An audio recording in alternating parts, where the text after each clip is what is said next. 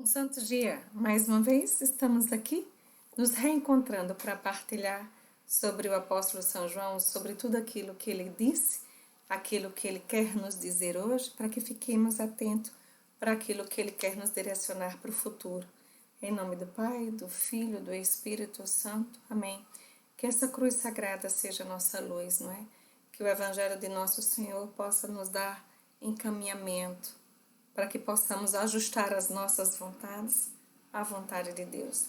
Então, hoje nós queremos partilhar com vocês sobre o martírio.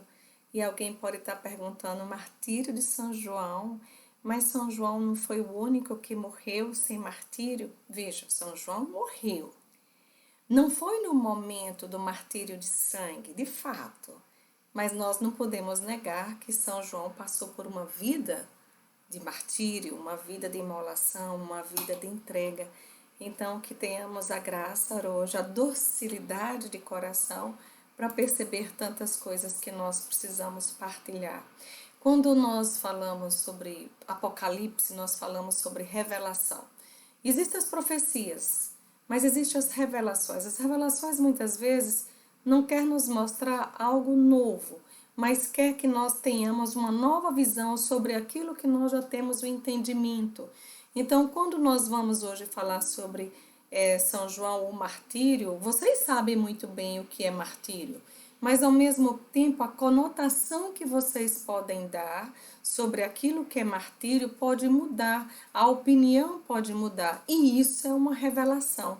Quando nós acolhemos o martírio como uma graça, então de certa maneira nós podemos dizer que nós estamos acolhendo, não é, o Apocalipse de São João, porque o Apocalipse de São João tem esse teor, nos mostrar, nos revelar algo tão sagrado, mas que faça parte dos nossos desejos. E você vai dizer assim, Mara do céu, você está dizendo que eu vou desejar um martírio? Não, eu desejo para você o céu. Se vai ser por meio de martírio, que seja, tá bom? Então, esse Apocalipse tem esse teor de revelação. E toda essa revelação feita no Apocalipse, naquilo que aconteceu a São João na ilha de Patmos, vai ter como um teor querer incutir, não é, nos nossos corações ou nas pessoas que faziam parte da sociedade de São João naquela época, uma fé, uma confiança inabalável na providência divina. Eu sei que a situação pode estar difícil, mas é Deus que vai te abrir os caminhos, não é? O mar se abriu e foi uma revelação, mas ao mesmo tempo é Deus nos dando essa perspectiva, esse consolo, esse alento. Mesmo que estejamos fracos, é Deus quem faz a obra, entende? Nesse período nós temos que ter cada vez mais isso com convicção. Lembrando sempre, São João dizia no seu evangelho, como em tantas outras partes bíblicas nós encontramos, falando sobre a perseguição, onde vai ser dito justamente que nós somos perseguidos, por quê? Porque nós fazemos parte desse mundo. Se nosso Senhor foi odiado, nós também assim seremos. O servo não é maior do que o seu Senhor. Se me perseguiram, também vos hão de perseguir, se guardares a minha palavra e de guardar também a vossa. Então, a perseguição, meus irmãos, vai fazer parte de todos aqueles que têm por Senhor Jesus Cristo, porque Ele mesmo foi aquele que foi o primeiro perseguido, tudo bem? Então, nós precisamos identificar o que seja o martírio, que tipos de martírios é que existem para que tenhamos esse entendimento que São João foi também um mártir, tudo bem? Então, o martírio branco e o martírio vermelho, nós vamos ter duas nomenclaturas, digamos assim. O martírio branco é aquela disposição do espírito, você sofre na sua alma, mas você não desiste de Deus. Mesmo que as coisas estejam difíceis, você vai perseverar, você vai continuar firme naquilo que você tem como propósito de salvação. Então, o martírio branco, você vai entender que é o suportar. Firme, persevera, meu irmão. Suportar as injúrias, né, na fidelidade a Deus, ao Evangelho. É um martírio em espírito e a sua forma é oculta. As pessoas não estão vendo necessariamente o que você está passando, mas sabe Deus as dores do coração que você passa. A Virgem Maria, ela passou por um martírio. Ver seu filho na cruz Ver ele ter sede e darem a ele vinagre, isso não foi um martírio no espírito? Não é? A profecia que ia ter lá, que uma espada de dor transpassaria sua alma. Alguém pode dizer, eu não vi a espada de dor transpassar a alma da Virgem Maria. Será que não, meu irmão? Jesus estava morto. Quem absorveu todas as dores de nosso Senhor naquele momento não foi a Virgem Maria? Mas então o que seria esse martírio vermelho? O martírio vermelho vai dar o fim à existência. É morte mesmo. É morrer, tá certo? É um sofrimento na alma, mas é um sofrimento no corpo. Morrer, não é? É um ato e ele é visível. Tudo bem? Esse vai ser o martírio branco. O que o catecismo nos informa, nos instrui a respeito do martírio? Parágrafo 2473 você vai encontrar. O martírio é o supremo testemunho prestado à verdade da fé, designa um testemunho que vai até a morte. Esse vai ser o martírio vermelho, não é? É reconhecido e decretado pela autoridade de um papa. Veja, nós não podemos dizer que alguém passou por um martírio e dizer, ele era um mártir da fé. Não. Quem vai determinar, decretar, deixar o seu depoimento, se alguém na fé foi mártir ou não, é a igreja. A igreja tem que se pronunciar, tá certo? A pessoa que morre defendendo uma causa política, uma ideologia, e teve lá uma troca de tiros e morreu, é um mártir? Não, porque eu tenho que aceitar a morte, mas a minha causa ser uma causa do evangelho. Aí sim que vai se determinar se. Houve um momento na Sagrada Escritura, nós podemos encontrar esse texto no Evangelho de São João, capítulo 21, do 15 ao 23. Nosso Senhor estava justamente questionando a Pedro. Pedro, tu me amas? Pedro, tu me amas? Não é? E aí, nessa conversa, nosso Senhor vai chegar para ele em um determinado momento e vai dizer, olha, por essas palavras, ele queria indicar o gênero, o tipo de morte que Pedro ia morrer.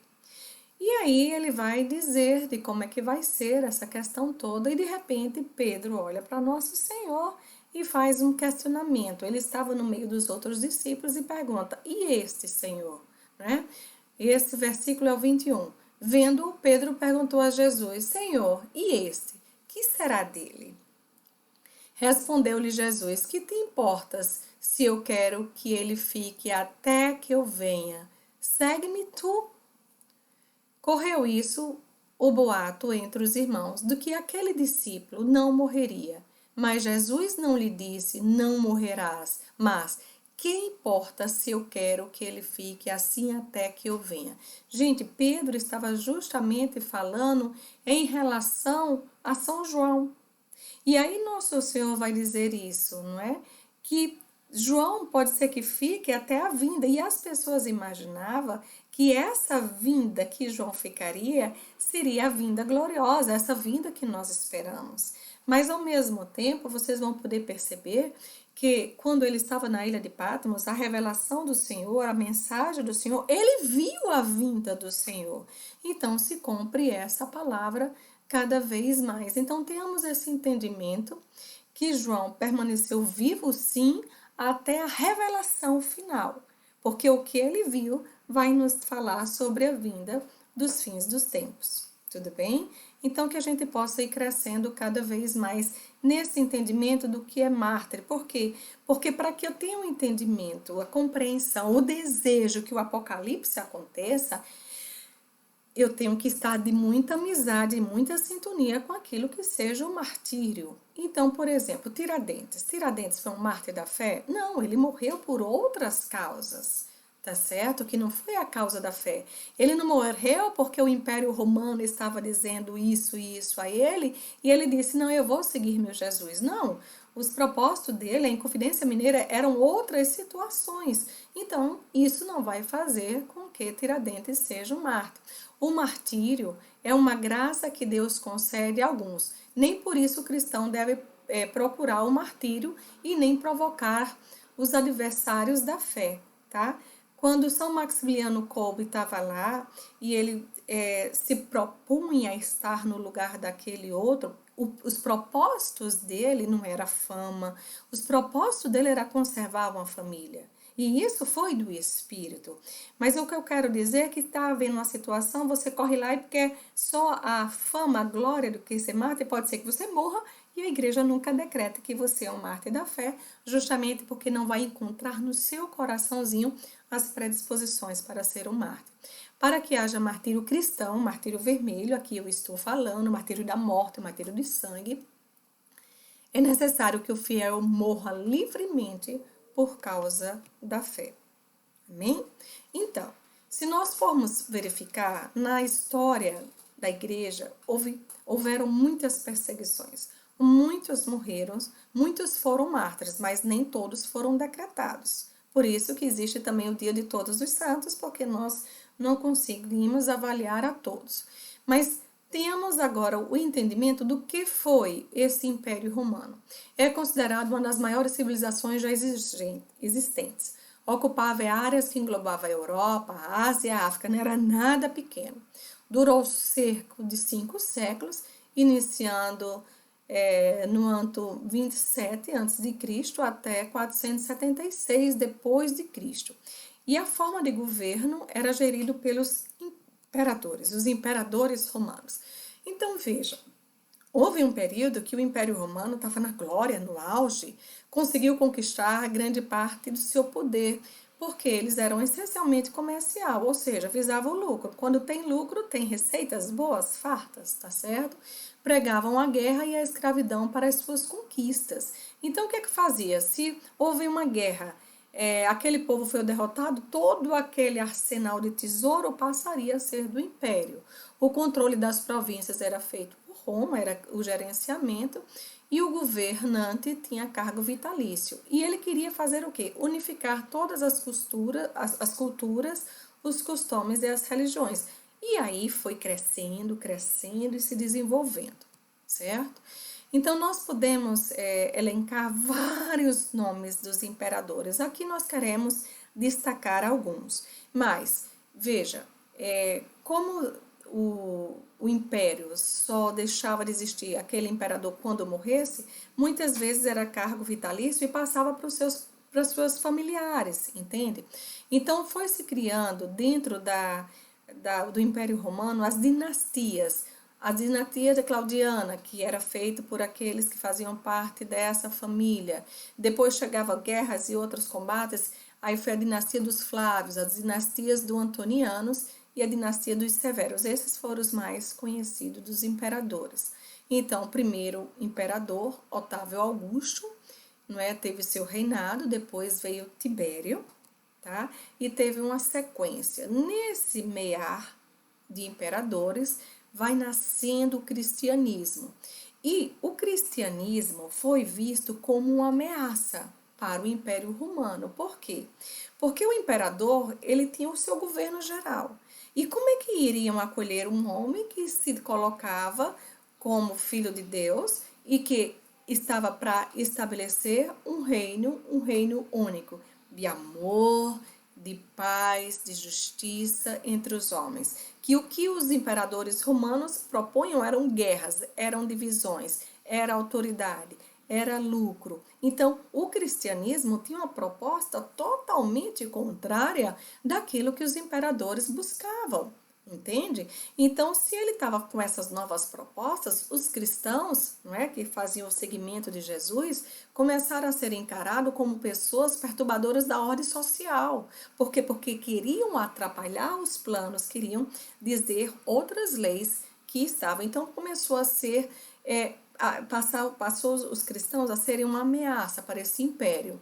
E seria uma agressão à identidade direta do imperador. Por quê? Porque agora não seria mais rei, não seria mais aquele que coloca como regente de tudo. Então veja, o sistema que Nosso Senhor queria colocar, a forma que ele dialogava, foi ensinando os seus apóstolos. E esses apóstolos foram passando esses ensinamentos e a doutrina de Nosso Senhor ia sendo cada vez mais levada. Havia uma pureza na vida dos apóstolos. E essa pureza, esse modo de se vestir, essa inocência, essa tranquilidade, essa falta de soberba, significaria que eles estavam reprovando aquilo que o império vivia. O império vivia nos seus escândalos, nas suas fanfarras, nas suas farras, não é? No seu glamour. Então, a forma que os cristãos estavam transparecia que estariam contra o que eles viviam. E de fato, né? Os cristãos recusaram os padrões sociais existentes e levou o império a acreditar que eles eram um perigo para a sociedade, classificando como pessoas que odiavam a humanidade, o que poderiam incitar as pessoas à revolta. Então, o Império Romano colocava, olha, você agora tem sua empresa, você tem a sua empresa, né? Você tem a sua forma de viver? Pois os cristãos querem acabar com tudo. Então, eles começaram a fazer a mentalidade do povo para ser contra os cristãos, porque a proposta dos cristãos deveriam derrubar tudo aquilo que eles já tinham construído enquanto patrimônio, digamos assim. E aí essa revolta começou a acontecer a ponto que Santo Estevão é o primeiro mártir do cristianismo após a morte de Jesus Cristo. Mas o sangue de mártires, semente de novos cristãos, não é assim que acontece? Agora nós chegamos no Império de Cláudio, tá? E ele teve a sucessão depois dele de Nero. Nero é um imperador bastante conhecido pelas suas loucuras, por tudo aquilo que ele fez, pelos escândalos que ele causou. E Nero, ele vai fazer a distinção quem são judeus, quem são cristãos. Até o Império de Cláudio, eles se misturavam e não ficavam tão categórico quem eram os cristãos. Mas Nero vai ter uma aversão profunda aos cristãos e ele vai fazer. Por quê? Que eles diziam que como os cristãos se encontravam para partilhar o evangelho, os alimentos, eles diziam que aqueles cristãos eram uma sociedade secreta, né? Recebeu a interdição e ameaça à segurança do Estado romano.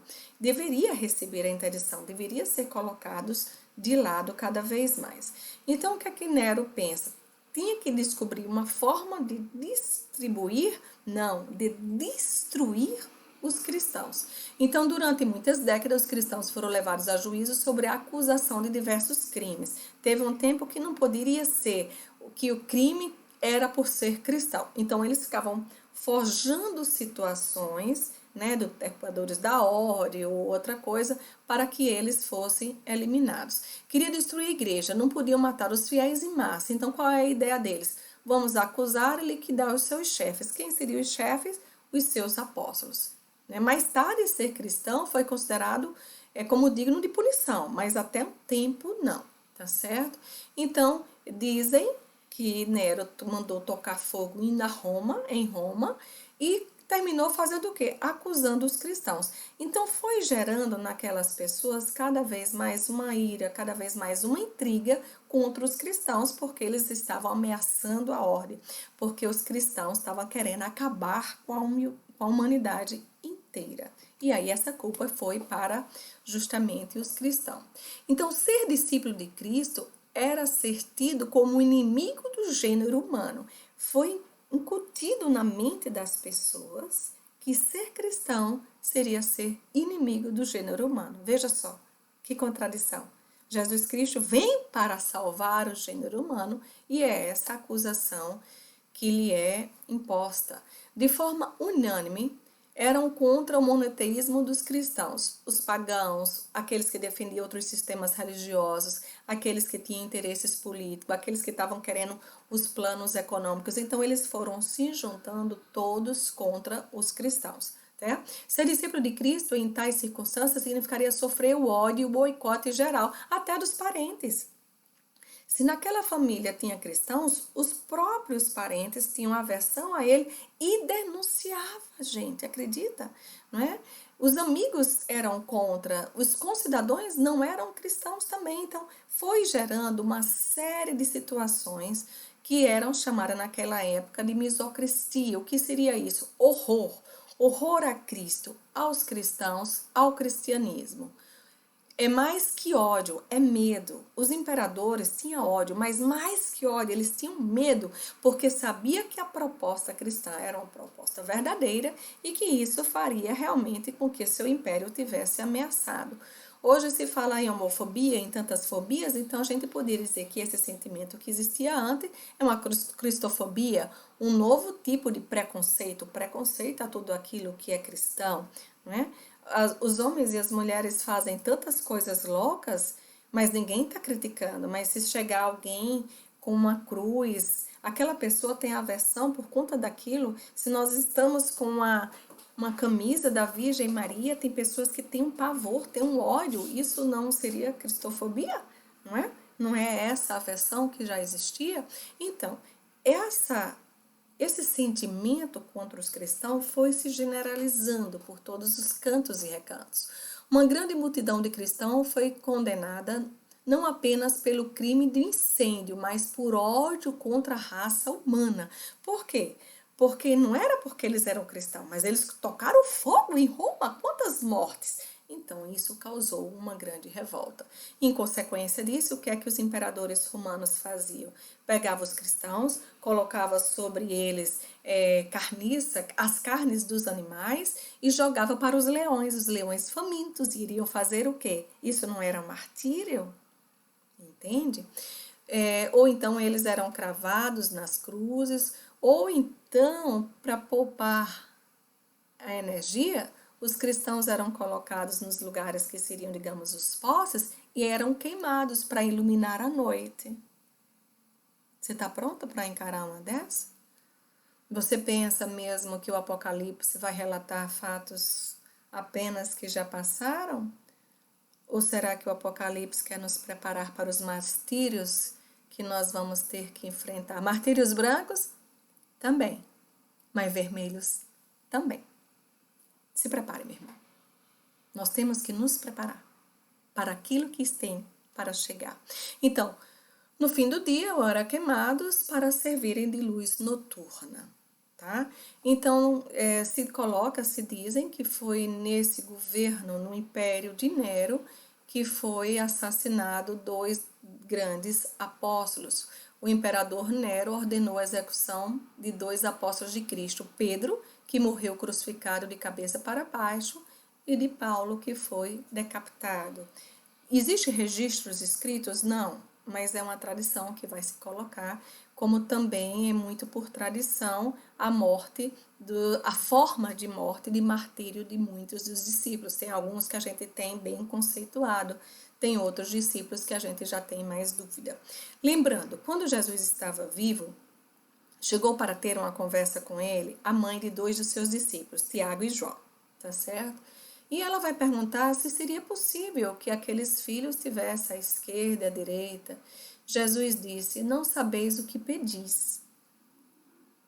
Podeis vós beber o cálice que eu devo beber? E eles responderam que sim.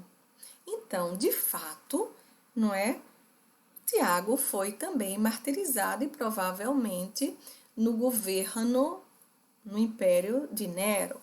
Por aquele mesmo tempo, o rei Herodes mandou prender alguns membros da igreja para os maltratar. Assim foi que matou à espada Tiago, irmão de João.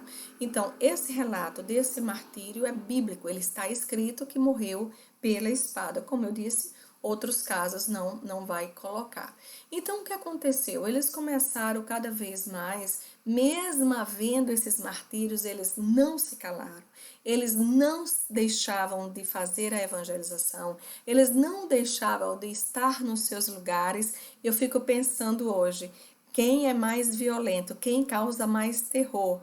A pandemia do coronavírus ou os imperadores? Porque parece que algumas pessoas ainda continuam firmes, resistentes, se colocando como se sua casa fosse segurança. Meus irmãos, nossa segurança está em Deus. Não deixe de fazer o que precisa fazer por conta da sua bendita segurança. Eu sei que nós temos que ter todo um processo de readaptação, mas está na hora. Vamos lá? Então, nós vamos agora sair do Império de Nero e vamos chegar numa nova dinastia, a dinastia Flaviana, que vai ser feita por um pai e dois filhos. Nós temos o imperador Vespasiano, ele assumiu o governo já em 69, não é? E ele vai perceber que aquele glamour das autoridades imperiais já está mais baixando. Então, ele vai tentar reavivar esse sentimento. A autoridade do imperador é abalada. Ele cria a religião imperial. O que seria essa religião imperial? Se antes podiam ter as devidas religiões, desde que não fosse o cristianismo, não é? Então agora ele vai decretar uma religião imperial. É o culto aos imperadores mortos, tá certo? Então ele vai fazer com que os imperadores que já morreram sejam cada vez mais cultuados. E ele vai iniciar a construção justamente do Coliseu. Passa a assumir o governo Tito Flávio, que é um de seus filhos, e depois vai assumir Domiciano.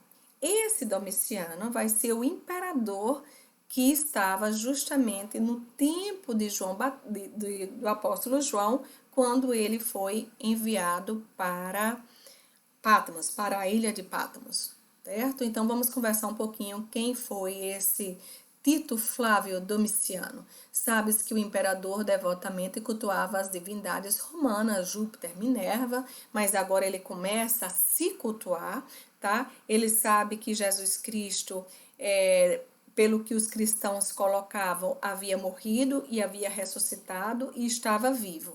Então, o que é que Domiciano diz? Agora o culto não vai ser mais para os imperadores mortos, vai ser para mim. Ele se coloca como Deus, o Deus vivo. As pessoas tinham que adorar Domiciano como Deus vivo, tá certo? O desprezo da religião tradicional era causa de condenação por um ato ilícito, de traição. Então ele dizia o quê? Aquelas pessoas que não estivessem o adorando seriam traidores, seriam ateus, seriam condenados e que não acreditassem na autoridade dele. Uma tradição defende que cristãos e judeus foram implacavelmente perseguidos em finais do reinado justamente de Domiciano. Bom, se foi o pai dele que começou a construção do Coliseu, o seu irmão inaugurou, mas ele foi quem fez a fanfarra, foi ele que festejou. Acomodava mais de 50 mil pessoas naquelas arenas. O mais famoso símbolo do Império Romano, o Coliseu, era um enorme anfiteatro reservado para combates entre gladiadores, ou pondo esses guerreiros contra animais selvagens. Era um anfiteatro dos Flavianos, por quê? Porque estava nessa dinastia, né? E aí nós temos que perceber que os apóstolos, os cristãos, justamente por entenderem que estava numa época de perseguição dos cristãos, eles colocavam muito em alta a vida eterna. Com efeito, de tal modo, Deus amou o mundo que lhe deu o seu Filho único para que todo que nele crer não pereça, mas tenha vida eterna. Então esse era o foco de João. Mostrar para aquelas pessoas perseguidas, mostrar para nós, discípulos da Mãe de Deus, que o que vale é a vida eterna. Então mesmo que venhamos a morrer, mesmo que venhamos a passar pelo martírio vermelho, é a vida eterna que deve valer, é a vida eterna que deve estar em alta. Então o que é que acontecia no Coliseu? Os jogos, né, levavam o público ao delírio. Já pensou você ficar torcendo para ver aqueles homens e aquelas mulheres que seriam assassinadas? A morte dos gladiadores, não é, que na verdade muitos eram escravos ou criminosos prisioneiros da guerra, era um espetáculo para muitos. Era um dia de diversão. O martírio de fato aconteceu no anfiteatro, não é? Aconteceu no Coliseu, é o que dizem. A tradição passa isso para nós. O imperador em pessoa gostava de estar assistindo o suplício dos cristãos. Mas vocês imaginam, se fosse um suplício de um apóstolo, que justamente se tira o apóstolo, tiraria muitos daqueles outros, ainda seria algo mais espetacular ainda. O processo de divinização do imperador antes da morte foi fortalecido e exigiu culto ao imperador vivo, como eu já coloquei. E quem rejeitasse seria o quê? Inimigo. O que é que eles faziam? Aqueles que seriam cristãos, eles seriam despidos de sua roupa e de sua carne. Eles tiravam a carne. Nesse tempo, os cristãos eram espoliados, tirados a pele e executados. Era isso que acontecia para aqueles que não acolhessem Domiciano, o imperador. Então, os primeiros cristãos eram perseguidos por causa da sua recusa, tanto em adorar as imagens de Minerva, de Júpiter, de outros deuses, como a imagem do próprio imperador, e também se negassem a fazer sacrifícios aos deuses de Roma. Meus amados, a nossa proposta é fazer sacrifícios à Virgem Maria para ela poder ofertar e reparar o gênero humano. Então, não deixe de fazer seus sacrifícios. Os sacrifícios que nós estamos pedindo é bem diferente do que esse Senhor fazia. Domiciano exigiu que sua imagem fosse adorada como Deus. Na década de 80 d.C., deu a primeira base jurídica para a perseguição, declarando o cristianismo como uma religião ilegal e, portanto, proibida. Aí começaram, de fato, os martírios de vários apóstolos, né? São Paulo, que era mártir de Roma, e tantos outros foram colocados nesse tempo. Vamos aqui ver, São Paulo, mártir em Roma. São Pedro subiu também à cruz. Foi igualmente nos braços de uma cruz que Santo André havia adormecido no sono da morte. Depois São Tiago Maior, depois São Tiago Justo, São Simão ofereceram em Jerusalém o sacrifício do seu sangue. São Tomé presumiu-se terminar a carreira nas Índias. São Filipe tiveram um martírio glorioso. Assim, pouco a pouco, haviam caído todos os irmãos. E o Senhor reconstituiria quase inteiramente no céu aquela família no cenáculo, do qual dizia: ó Pai, eu vos dou graça, porque de todos os que me desses, não perdi nenhum. Então, o que eu quero que vocês percebam é que todos foram se encontrando com nosso Senhor, mas faltava um. Faltava quem? Justamente São João. Foi o único apóstolo que permaneceu. Foi o único apóstolo que ficou aqui na terra. E ele viveu muito. Ele viveu muitas alegrias. Ele pode ter dito: eu estava com o Senhor quando isso aconteceu. Eu vi essa cura. Eu presenciei a transfiguração. Eu presenciei isso. E ele devia se alegrar. Mas ao mesmo tempo o coração de João devia dizer: eu vi os meus irmãos morrerem. Lógico, era uma alegria, não é? Saber que eles foram provados na fé e que eles permaneceram fiéis ao Senhor. Mas, ao mesmo tempo, o coração de João devia ter e viver certas amarguras, né? Não ver mais aqueles que ele amava.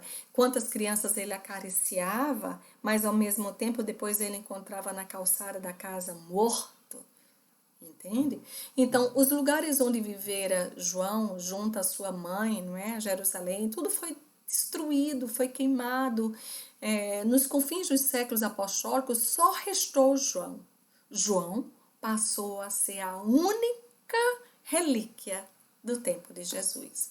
O último veterano da tropa apostólica. Então, vocês entendam como São João deveria ser desejado por Domiciano. Como São João era aquele por qual tudo que acontecia no cristianismo, ele levava a culpa, entende? Então foi nesse entendimento que São João sabia que precisava evangelizar, e ele foi estar em várias cidades, Éfeso, Esmirna, Pérgamo. E aí, esses locais, ele ia frequentando, ele ia ensinando. Cada igreja era uma comunidade, tinha sua especificidade, como nós, Casa de Retiro Discípulos da Mãe de Deus, né? Comunidade. Nós temos a missão de São Paulo, em Itapetininga, em Rio Pardo, nós temos a missão de João Pessoa, nós temos a missão aqui no Rio Grande do Norte, nós temos as missões na Paraíba, são focos do nosso carisma. Então, haviam cidades que eram focos do cristianismo, onde João cada vez mais tinha essa intenção de levar a palavra, mas todos eram animados pela crença na ressurreição de Cristo, vencedor de todas as forças do mal. Entenda. Vida eterna. Cristo ressuscitou, aleluia. Era essa palavra forte que João levava cada vez mais. Então, João Era esse homem de Deus, era esse homem do Espírito Santo, era esse homem cada vez mais fortalecido pela palavra. A divindade do imperador Domiciano se via ameaçada pelo apóstolo João. Conseguem compreender isso?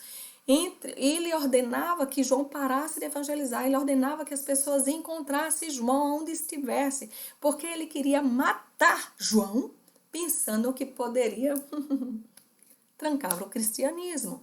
E entre Domiciano e o Divino Mestre, com quem vocês acham que João ficou? O apóstolo foi condenado por heresia, por pregar Jesus Cristo.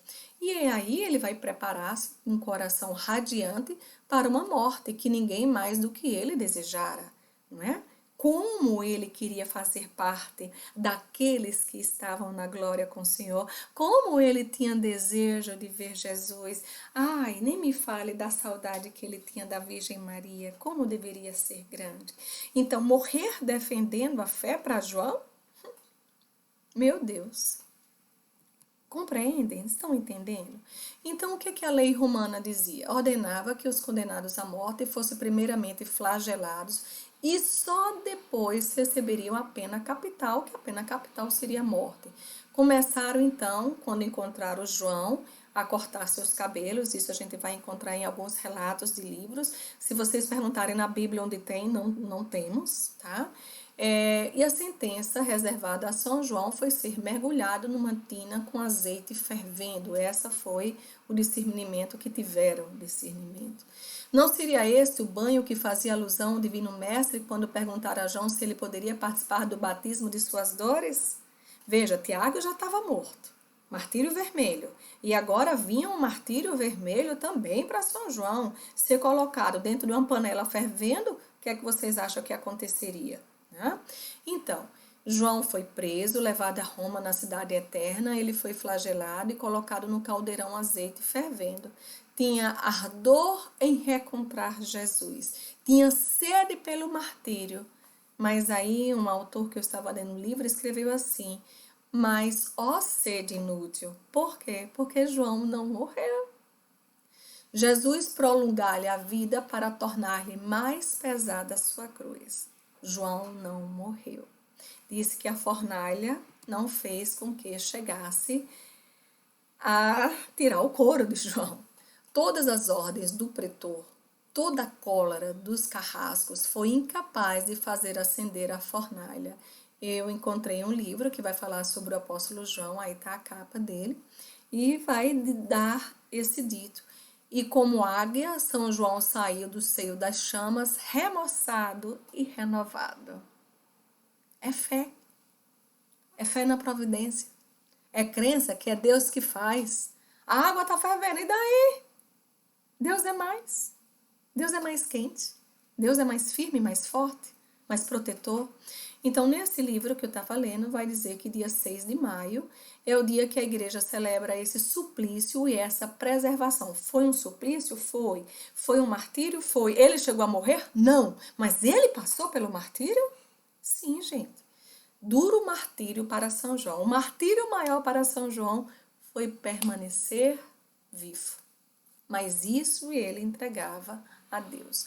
Então, o que é que Domiciano faz? Não conseguiu matar. Se fosse tentar fazer algo mais, iria criar cada vez mais fama para São João. Já pensou?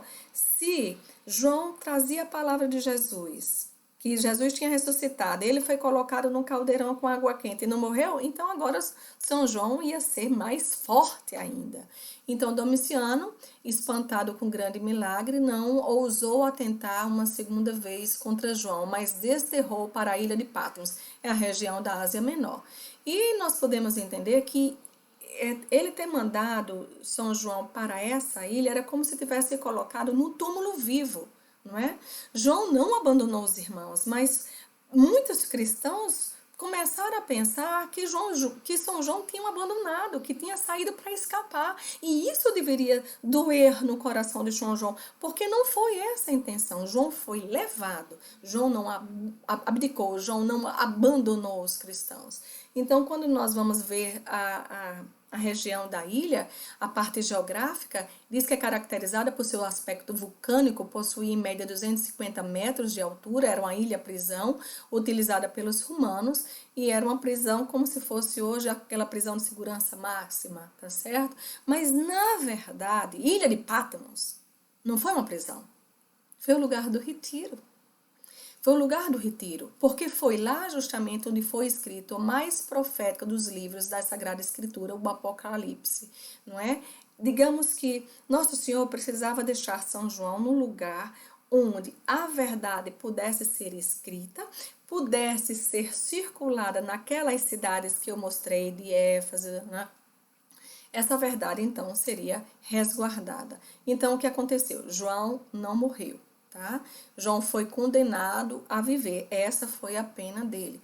Envelhecer, mas não somente viver, mas sobreviver. Ou seja, ele não morreu, mas ele estava suportando o martírio.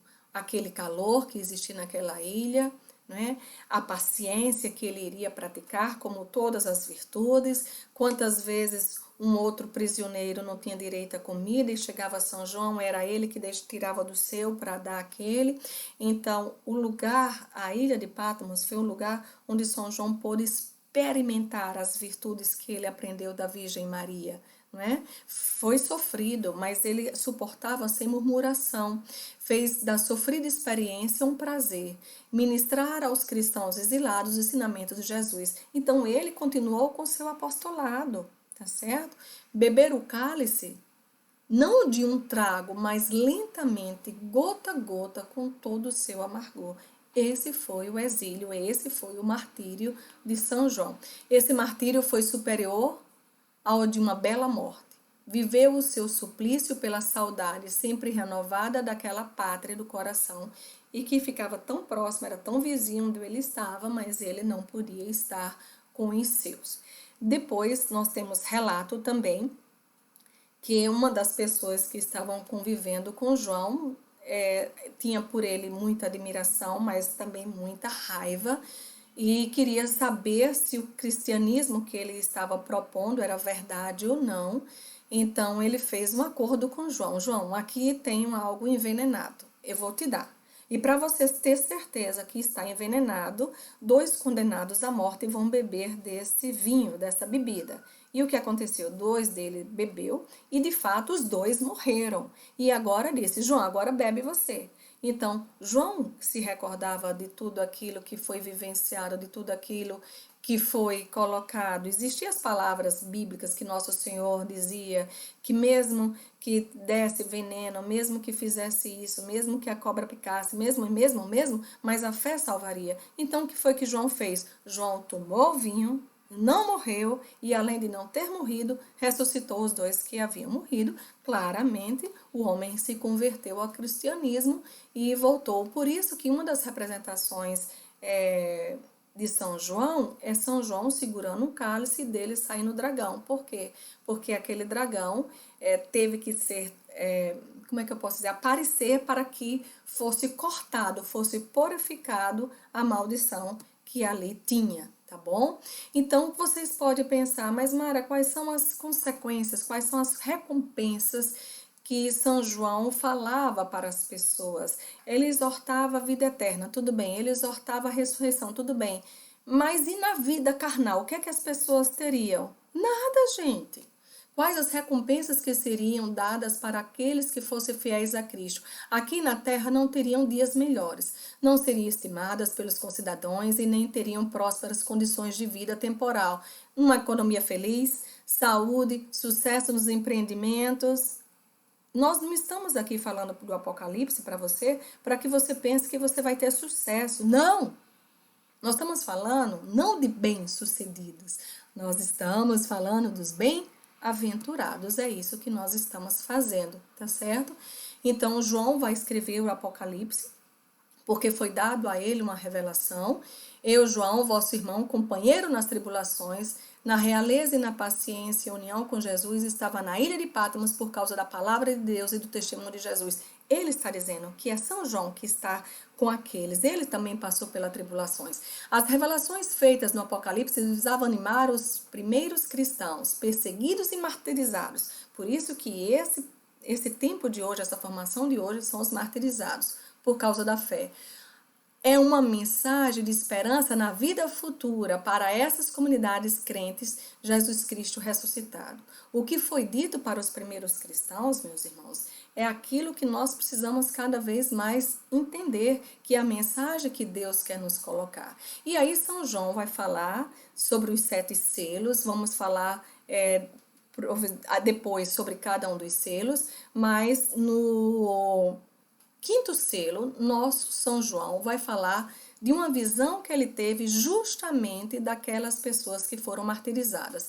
Depois disso, vi uma grande multidão que ninguém podia contar, de toda nação, tribo, povo e língua. Conservavam-se em pé diante do trono, diante do Cordeiro. Então veja aqui, né, o que foi dito que ele morreria depois da visão, ele viu. Ele viu o trono, ele viu o cordeiro e as pessoas de vestes brancas e palmas na mão. Essas vestes brancas era justamente o que teriam sido lavados, purificados, a palma da mão da vitória. Por isso, então, diante do trono de Deus, e o servem dia e noite no seu templo. Veja, o que vai acontecer com os perseguidos, o que vai acontecer conosco, nós vamos estar na tenda do Senhor, nós vamos estar no templo do Senhor. Quer algo melhor, meu irmão? Que palacete é o que você deseja? Aquele que está sentado no trono os abrigará com sua tenda. Já não terão fome nem sede, nem o sol ou calor algum abrasará. É isso que te espera se você crê. É isso que te espera se você tiver coragem de sair do seu mundo e se colocar como os apóstolos dos últimos tempos. Porque o Cordeiro que está no meio do trono será o seu pastor e os levará a fontes de águas vivas, e Deus enxugará toda a lágrima dos seus olhos. Eu já chorei muito. Eu chorei muito por aquilo que eu vi. Eu chorei muito quando eu olho para as situações de hoje. Mas Deus vai enxugar todas as lágrimas. As minhas, as de César, ao dos coordenadores, ao dos formandos, ao dos formadores, da humanidade inteira.